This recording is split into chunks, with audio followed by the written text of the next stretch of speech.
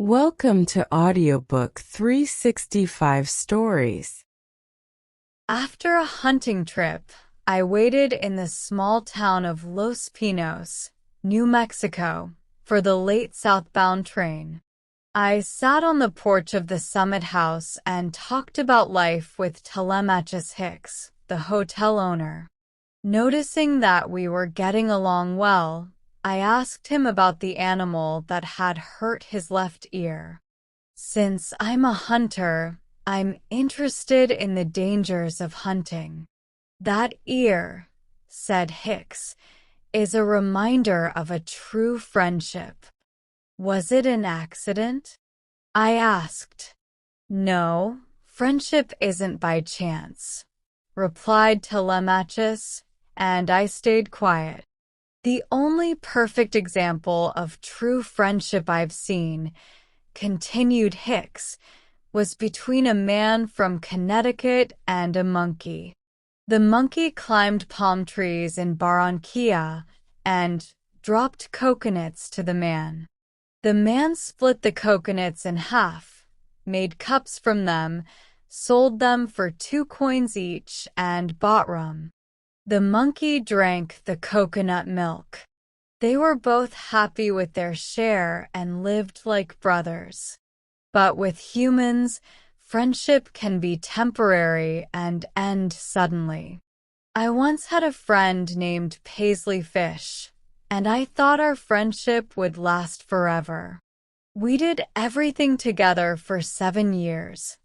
Mining, ranching, selling churns, herding sheep, taking photos, building fences, and picking prunes.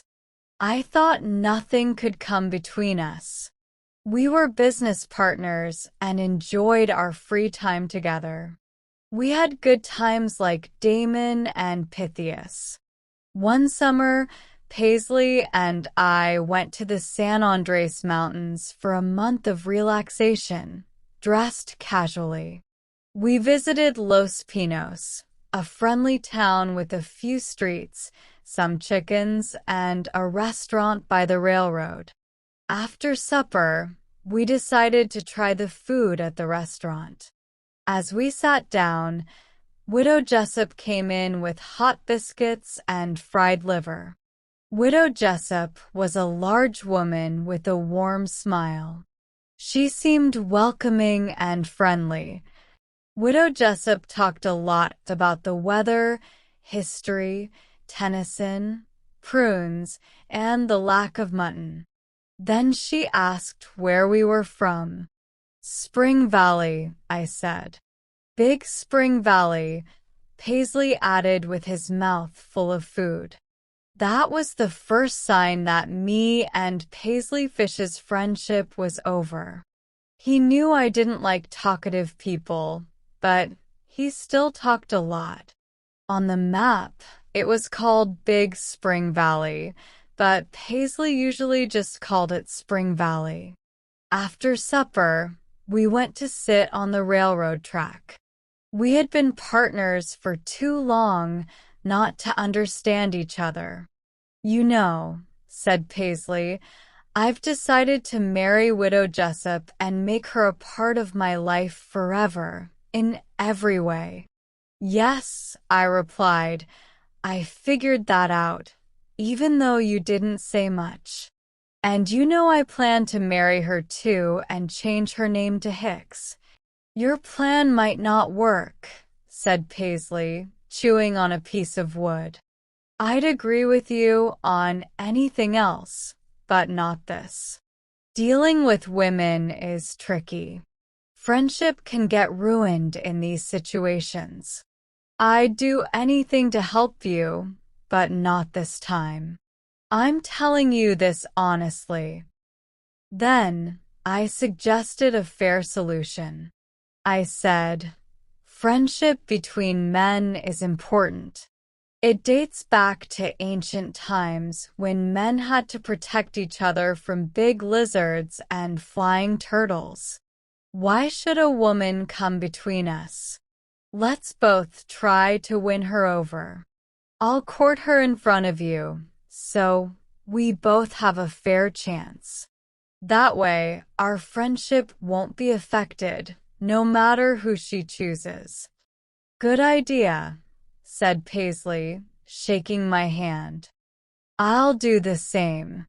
We'll both court her respectfully and remain friends, no matter what happens. There was a bench under some trees next to Widow Jessup's restaurant where she used to sit after serving food to the train passengers. Paisley and I would go there after supper and try to win her affections. We were polite and waited for each other if one of us arrived first. On the first evening that Mrs. Jessup knew about our plan, I got to the bench before Paisley. Supper was over, and Mrs. Jessup was there, wearing a pink dress. I sat next to her and talked about the beauty of nature around us.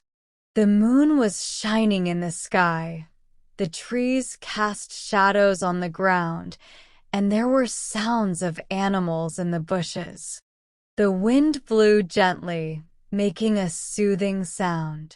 I felt something strange in my heart when Mrs. Jessup moved closer to me.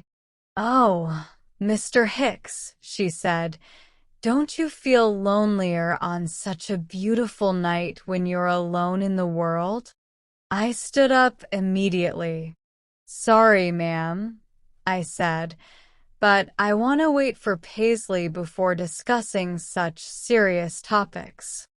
I explained to her how Paisley and I were friends for many years and had agreed not to take advantage of each other in matters of love. Mrs. Jessup thought about it for a moment and then burst into laughter. A few minutes later, Paisley joined us and started telling a sad story about a cowskinner named Pieface Lumley. From the beginning of our courtship, I had a plan to win Mrs. Jessup's heart. Each of us had our own way of trying to impress her. Paisley liked to tell grand stories, but that didn't work well in real life. Now, I'll tell you the right way to hold a woman's hand. Imagine you're picking up a rock to throw at a cat. Pretend you don't have anything in your hand. Don't grab her hand too eagerly or awkwardly. That was my tactic. Paisley's stories didn't impress Mrs. Jessup much. One night, when I got to the bench before Paisley, I asked Mrs. Jessup if she thought H was easier to write than J. She leaned towards me, but I didn't do anything. "Let's wait for Paisley," I said, standing up. "I don't want to do anything unfair to our friendship." "Mr. Hicks," said Mrs. Jessup, looking at me strangely, "if it wasn't for one thing, I'd ask you to stop coming to my house." "What's that, ma'am?" I asked. "You would make a good husband," she said. A few minutes later, Paisley joined us.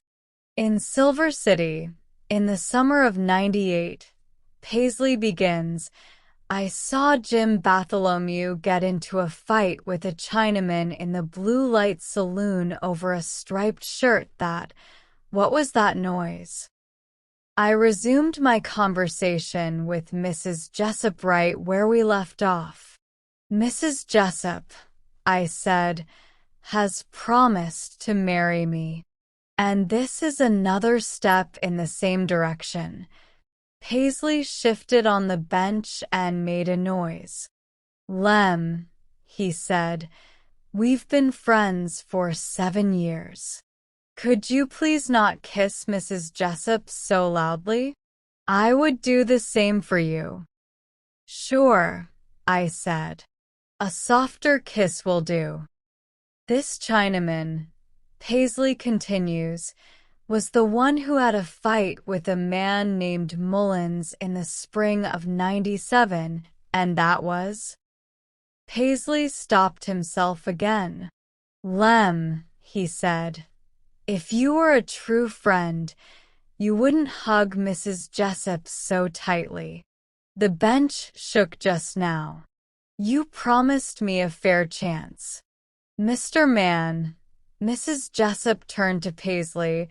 If you were to come to our celebration 25 years from now, do you think you could understand that you're not part of this? I've tolerated you because you were Lem's friend, but it's time for you to leave. Mrs. Jessup, I said, holding on to my role as fiancé, Mr. Paisley is my friend, and I gave him a fair chance as long as there was one. A chance, she said. Well, he might think he has won, but I hope he doesn't think it's guaranteed after what he's been up to all evening. A month later, Mrs. Jessup and I got married in the Los Pinos Methodist Church, and the whole town came to watch. As we stood in front, ready for the ceremony to start, I noticed Paisley was missing. I stopped the preacher. We have to wait for Paisley, I said. Once a friend, always a friend. That's Telemachus Hicks, I declared. Mrs. Jessup looked annoyed, but the preacher continued with the ceremony. Eventually, Paisley rushed up the aisle, adjusting his cuff as he came. He explained that the only store open was closed, so he had to break in to get the right shirt. He stood beside the bride, and the wedding continued. I thought Paisley might have hoped the preacher would accidentally marry him to the widow.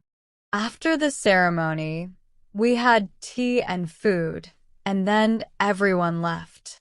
Paisley shook my hand and thanked me for being fair.